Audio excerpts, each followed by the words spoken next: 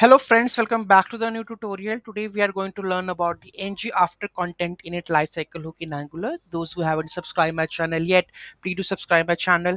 And if you like the video, please do like, share and comment on my video. Let's get started. So the ng content init lifecycle hook in Angular is used to need to perform actions after the Angular project's external content from the parent component into your component using your ng content. Why use ng after content init to perform the task after external content is projected into your component and to work with the projected content using the content child and the content children.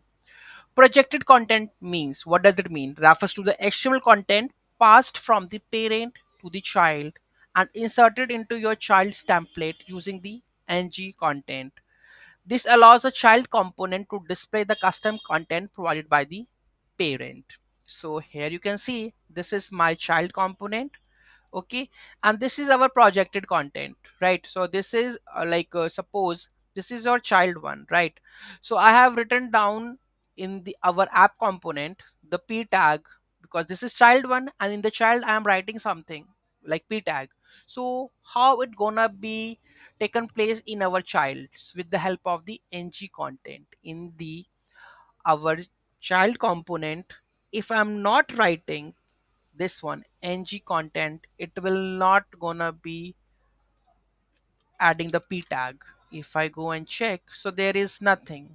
Okay, you can see if I load it, this is projected content, but it's not rendering. Why? Because the ng content is not there and it will not show. Okay, so for showing the data whatever we have in the parent added into our child component, after that we have to use ng content to get this. Okay, so with the help of this it will show this the projected content, right? Okay, so how we are going to use, here you can see that after content init, so it always goes with the content child. Okay, content child and the content children. Okay, so this is what we have added. Then we have a ng after content init, right, hook. So here we have the, with the help of content child, we are projected content. So in the app component we have a projected content. This is a reference variable, right? So here we are using the same, the reference and the projected content with the element reference. How to get this property? With the help of the this dot project content dot native element dot text content. You will get the text content with the help of this. So whenever you want to modify or get the content, projected content data of the parent, whatever we have defined in the parent component, right? So yeah, if you want to get that content, we have to use that one, if ng after content init.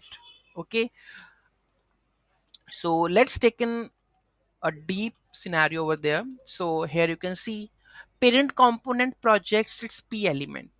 That is correct, that the parent component projects its p element into the ng content placeholder of the child component, right? The ng after content init hook runs after the project content is initialized. Okay, the hook accesses the projected content and logs its text to the console, right? Runs once after the content is projected, used for the content from the parent components, not child components. Works with content child, content children to access the projected content. Avoid heavy logic to keep performance optimal. So this is very simple and clear cut. So in brief, what we can say, runs once after the content is projected. If you want to access the child with the help of the ng content, whatever the content we have projected in the ng content, you want to access that one, then we have to use that one. Okay, any doubt, any query in that, do let me know in the comment section. Thank you so much for watching this video. Have a great day.